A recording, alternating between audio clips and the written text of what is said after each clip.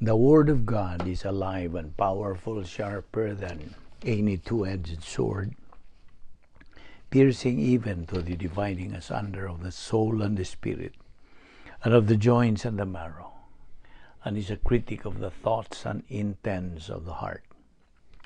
Ang tibuok nga kasulatan gipaginhawa sa Dios, ug may kapuslanan alang sa pagpanudlo, alang sa pagpamadlong, alang sa pagpanulid, ug alang sa pagmatuto sa pagkamatarong. Aron ang tao sa Dios mamahingpit, masinangkapan, alang sa tanang maayong buluhaton. Study to show thyself approved unto God, a workman that needeth not to be ashamed, rightly dividing the word of truth. Blessed is the man who does not walk in the counsel of the wicked, or stand in the way of sinners, or sit in the seat of mockers. But his delight is in the law of the Lord, and on his law he meditates day and night. He is like a tree planted by the streams of water, which yields its fruit on or in season, and whose leaf does not wither. Whatever he does prospers. Not so the wicked. They are like chaff that the wind blows away. Therefore the wicked will not stand in the judgment, nor sinners in the assembly of the righteous. For the Lord watches over the way of the righteous, but the way of the wicked will perish. Do not boast about tomorrow, for you do not know what a day may bring forth. Life is a vapor that appears for a little time and then vanishes away. Job 1:21, and said, Naked came I out of my mother's womb, and naked shall I return thither. The Lord gave, and the Lord hath taken away. Blessed be the name of the Lord. Lord, make me to know my end, and what is the measure of my days. One life for Christ is all I have, one life for Him so dear, one life for doing all I can with every passing year. It is not how long you live that counts, but how you live. Your word is a lamp unto my feet and a light unto my path. And the gospel must first be preached to all the nations. Behold, the days come, saith the Lord God, that I will send a famine in the land, not a famine of bread, nor a thirst for water, but of hearing the words of the Lord. Sa dili pa kita sugod sa atong pagpadayon sa pagtuon sa pulong sa Dios ni adlaw gikinahanglan ng atong pagpangandam sa atong kaugalingon. If you are a believer, you are commanded by God's word. Yes, 1 John 1:9. If we confess our sins, God is faithful and just to forgive us our sins and to cleanse us from all unrighteousness. Ugalang usab kanimo higala nga wala pay kaluwasan, gidapit ka. Giawhag ka nga imong himuon ang usa ka dakong desisyon sa imong tibuok kinabuhi. Pinagis paggamit sa imong kaugalingong kabubuton, your free will. Believe on the Lord Jesus Christ, and thou shalt be saved. Pinagis pagbuhat ni mo niana, ikaw maluwas, pinagis sa saad usab sa Dios. Ug ikaw andam na usab nga makasalmot nining atong pagabuhatong pagtuon sa pulong sa Dios. Busa sa hilom mag-andam ta sa atong kaugalingon. Let us pray.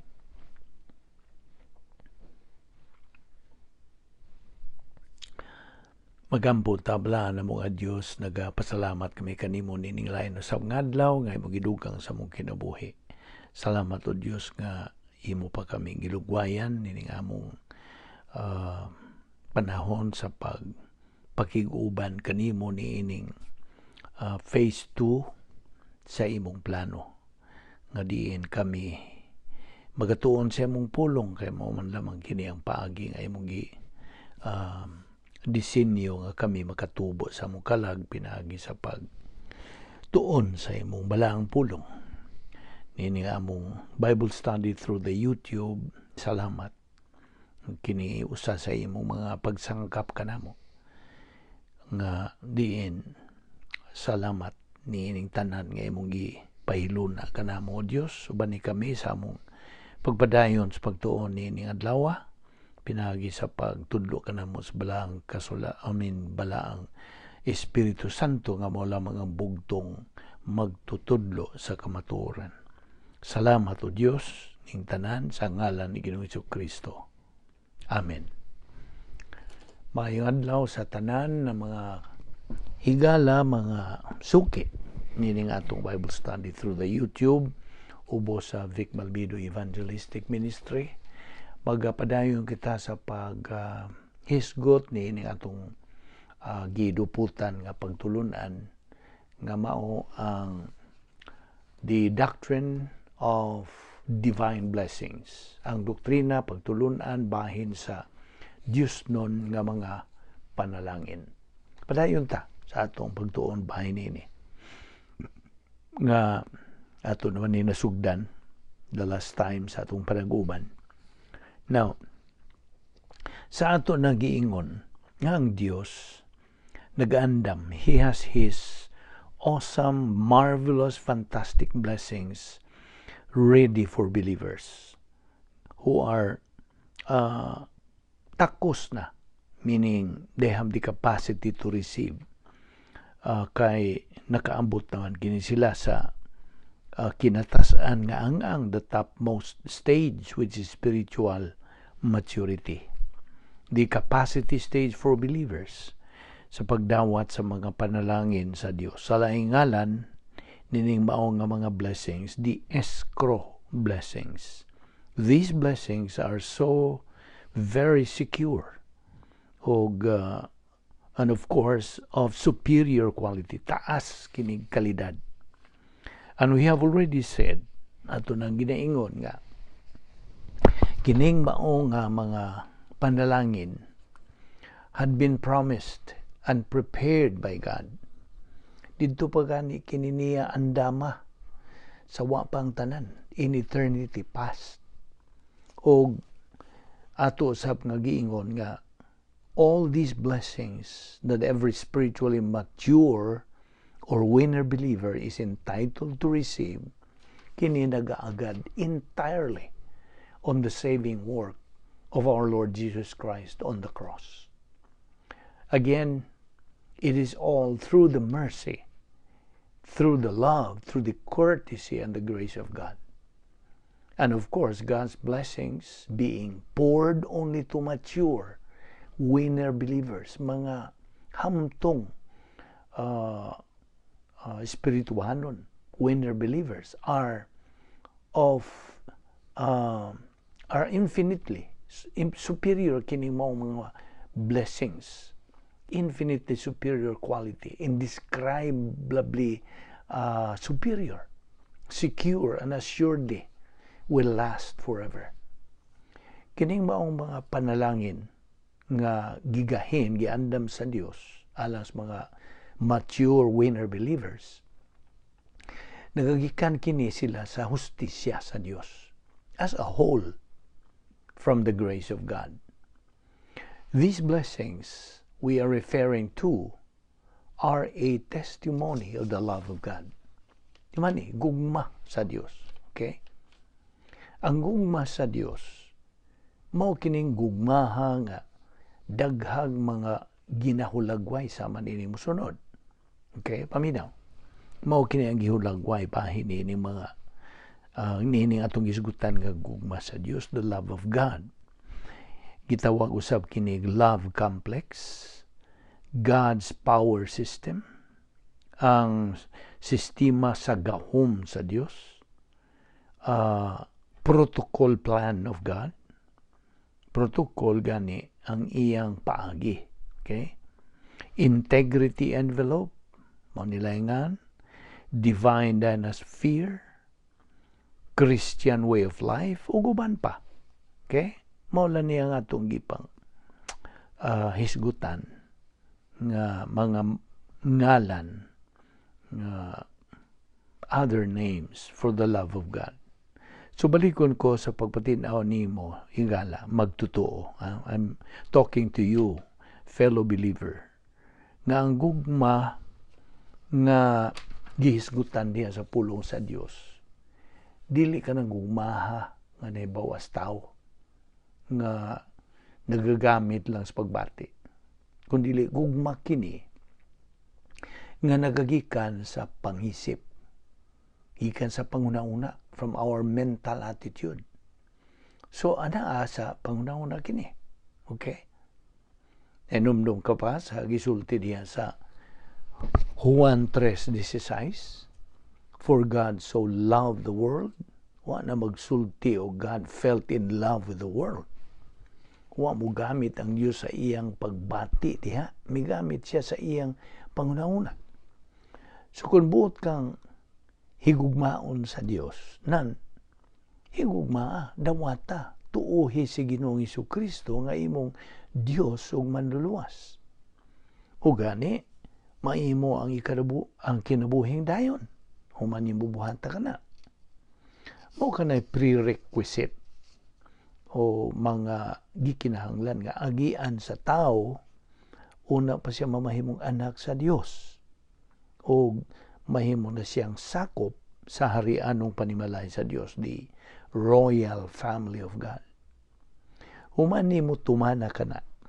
I mean, ang imong pagsunod niya ng maong unang lakang, karon kay misud ka naman sa plano sa Dios, at the same time gibalhin ka nagikan sa takna ngadto na sa eternidad, nga diin nagahimo usab kanimo nga lungsuranon o lumulupyo sa langit.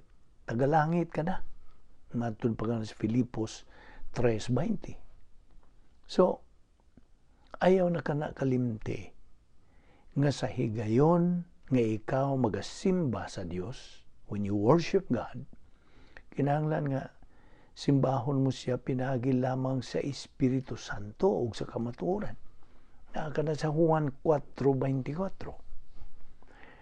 Now, the rest of other ways, ubang mga paagis pagsimba, mo na gitawag tag ritual without reality is meaningless. Way kahulugan. Nakasabot ka?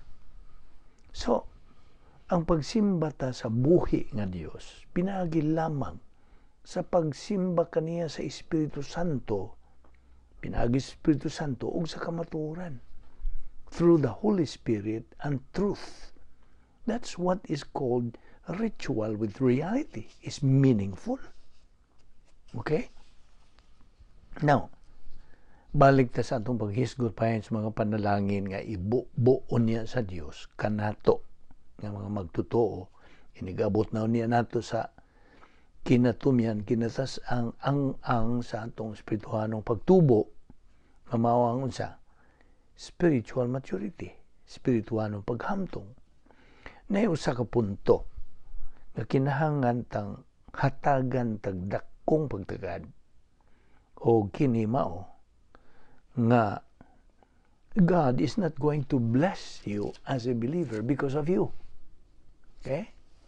Paminaw nini. God is going to bless you because of Him. Because of Him. Tungod niya. Remember that. Hinumdumi gyud kana pagayo. Okay?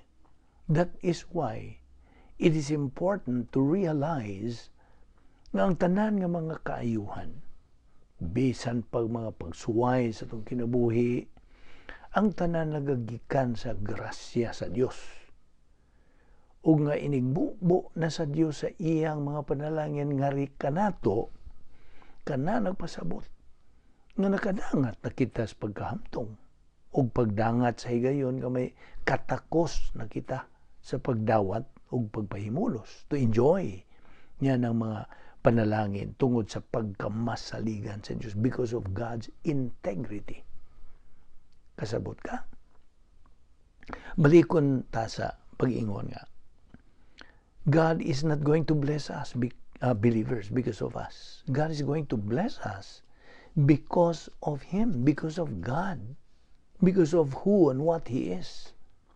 Listen, when God pours out His blessings on us, believers, inigabot nato sa espirituhan ng pagkantong, that's when God is glorified. Sabtagi na, maura ka ng panahuna nga atong mahimaya ang Dios. Dihaan ang bahina nga atong mahimaya ang Dios, ug ang Dios mahimaya nga moingon na siya diha og da hinsalir gyud ang akong plano kay nakita nimo ang pagmatuod sa gidangatan nining maong magtotoo. Karon napamatud-an na nining maong hamtong nga magtotoo ang katinuoran, the reality sa akong plano alang sa mga spiritually mature believers. Mao na isulti sa Dios. Now, listen. Paminaw niini. Sa gidangatan sa hamtong believer, spiritual believer, spiritually mature, I mean, iya kadtong giagian ang mga ang nga kinahanglan iyang agian. Sugod sa nanumdum ka, sugod sa iyang pagkamasuso nga magtotoo, lampas sa pagkahingkod, adolescent, ug dayon ang spiritual maturity. Kay tulo, di man iya, tulo ni ka agian natong mga magtotoo. We have to pass through all this. Kay kining tulo mo niginganlan nato og 3 spiritual level, spiritual growth level. Una, ang iyang pagkabata, baby believer. Ikaduha, adolescent believer. Ikatulo, spiritually mature believer. So, katong tanan nga atong lampasan, dili kadto gumikan sa atong pagpaningkamot, sa pagbuhat sa mga paagi sa pagkabot sa paghamtong, kundi gumikan lamang kadto sa mga pagsangkap sa Dios aron atong malampasan ug makabot ang maong tumong, reaching the spiritually mature stage, spiritual maturity stage.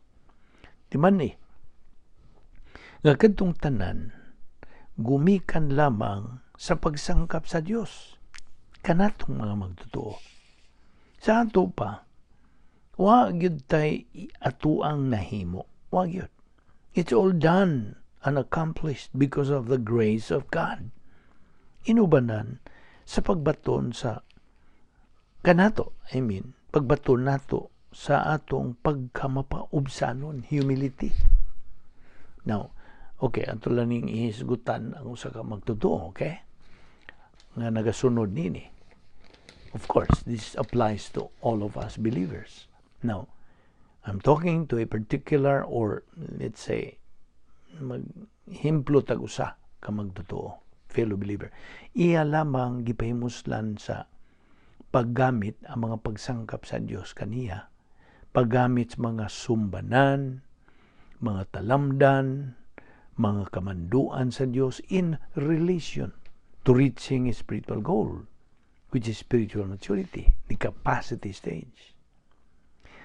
Abigod nimo, mo kini ang lintunganay nga bahin ug grasya. Mao ni ang tinuod, wa gyud tay atua, wa gyud kay imo.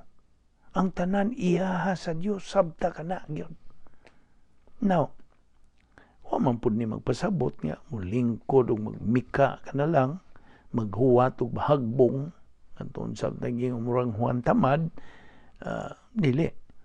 Samtang ikaw nagahuwat, nagapaabot, ikaw nagpadayon sa imong pag-abanti, pagsibog ng tusunahan, pinagi sa unsa?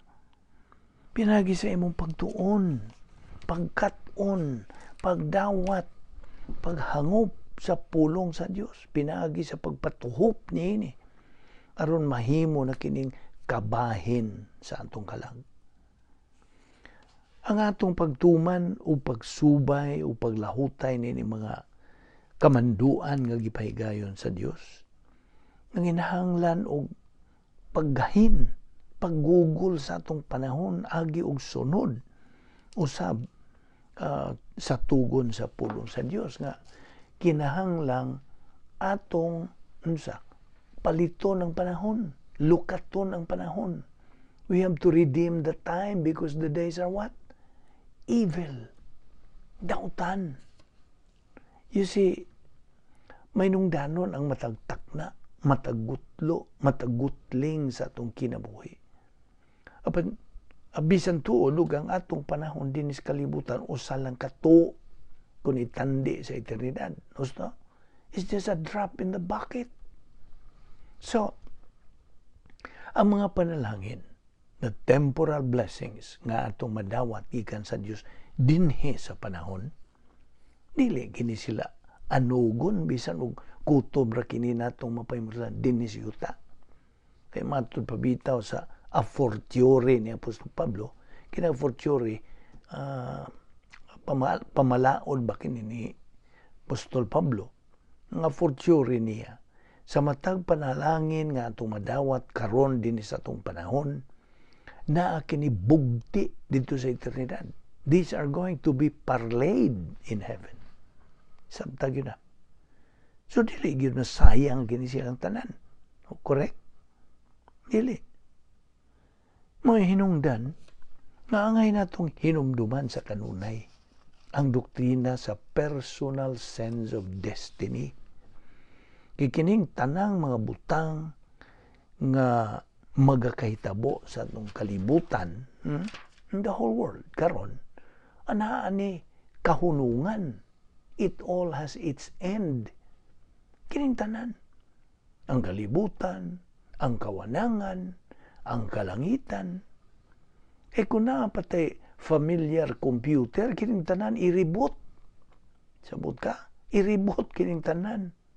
Papaso ni, lanayo ni, i-upgrade ni ngadto sa new heaven and new earth. Bagong langit ug bagong yuta. Nga, napay New Jerusalem. Nga naman, temporaryo lagi ning tanan. Lumalabay ra ning tanan.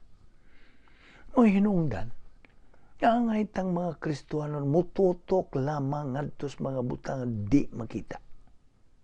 Kay kining mga butang nga makita ta lumalabay lang. Apan ang mga butang nga dili makita mo'y permanente, dayo na. Ug ang mulungtad mo kadtong mga tao nga motuman sa kabubuton og plano sa Dios. Busa ato dinhing makita. Mas pag-abot sa mga kasakit, many people do not understand that suffering is an integral part of the system of blessing and happiness. Di lamang mga kaayuhan, mo'y angay na itong tanawon nga panalangin. Kung aduna naman ugaling mga nagkanainlaing, mga pagsuway o kasakit sa itong kinabuhi as Christians, as believers, ikaw ra ang makasusi sa imong kaugalingon o mutanaw. Ngayon, kagidisiplina baka ni?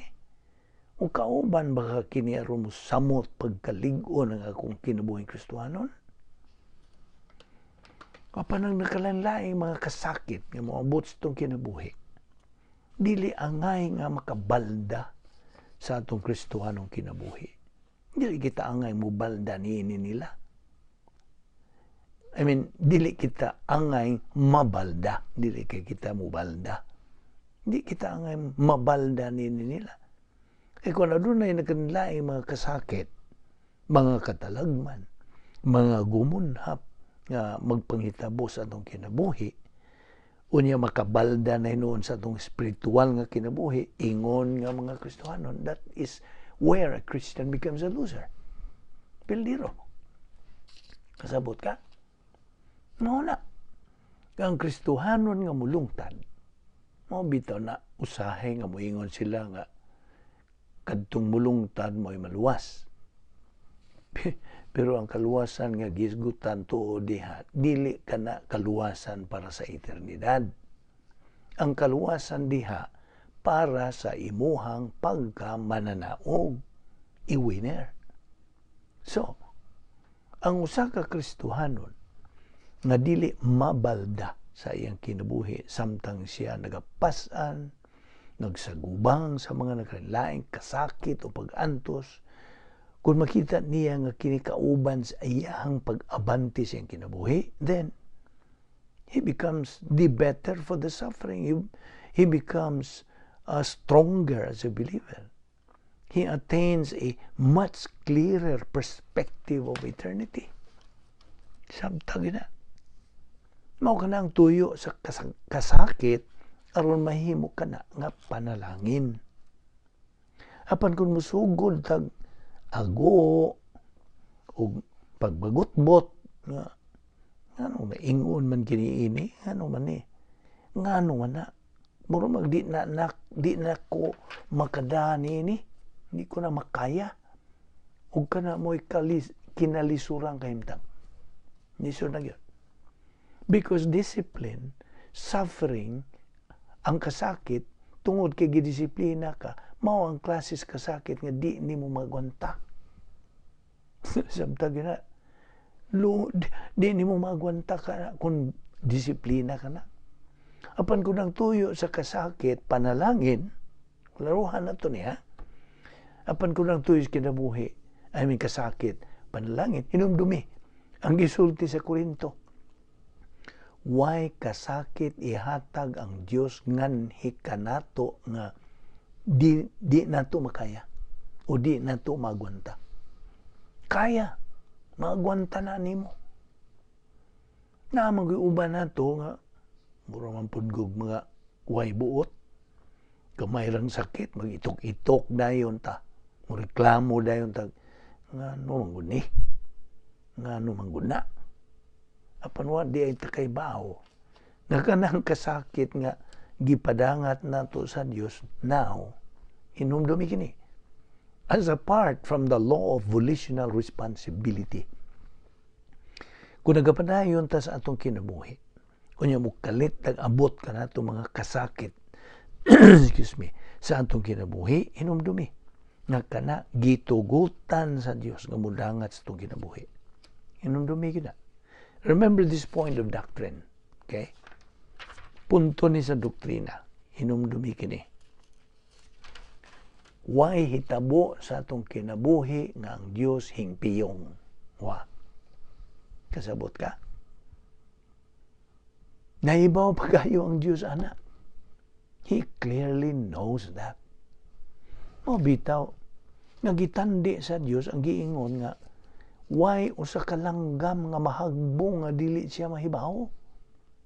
Kay baw man gani siya pilay buhok sa imong ikaw pagkahanga ka ng imong kinabuhi, mulingiw siya, mupiyong siya. Kung doon ay may tabo, dili.